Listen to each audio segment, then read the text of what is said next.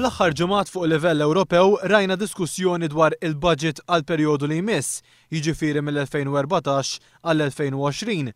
Intqal li pajjiżna kien qed ikollu taħdidiet diffiċli biex jassigura li jikseb l-istess ammont ta' fondi illi kellu fis-7 snin li għaddew, fejn il-Partit Laburista kien appoġġja b'mod pubbliku lill-Gvern fl-isforzi sabiex pajjiżna jibbenefika minn kemm jista' jkun fondi. Madankollu f'konferenza tal-aħbarijiet il-ġimgħa filgħodu, il-Professur Edward Cicluna żvela kif pajjiżna illum mhuwiex qiegħed jieħu l-massimu mill-fondi li suppost diġà qed jagħmel użu minnhom bħalissa.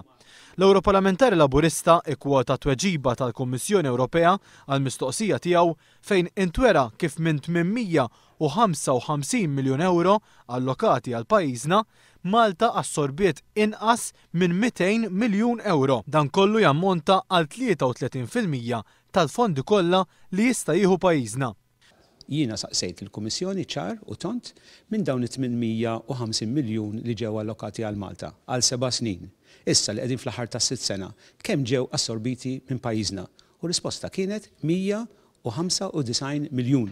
Ġifieri baqa' 600 miljun biex jiġu assorbiti issa fi 3 snin biss, għaliex jekk ma jiġux assorbiti ma' Diċembru tal-2015 jintilfu darba l dejjem.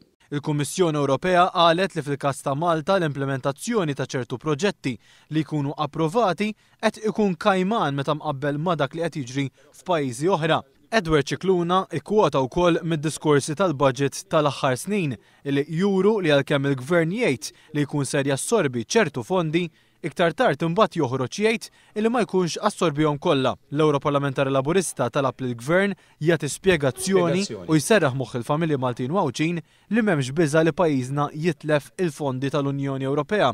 Qal li l-argument ta' pajjiżna biex ninataw ammont tajjeb ta' flus għażmien li ġej jiddajjef jekk ma nużawx il-fondi kollha li diġà hemm disponibbli għalina bħalissa. Temm jgħid li l-Partit Laburista qiegħed joffri it-tama lill-familji għaliex jemmen li Malta għandha potenzjal, iżda jrid ikollna l-għaqal biex nassorbu dawn il-fondi.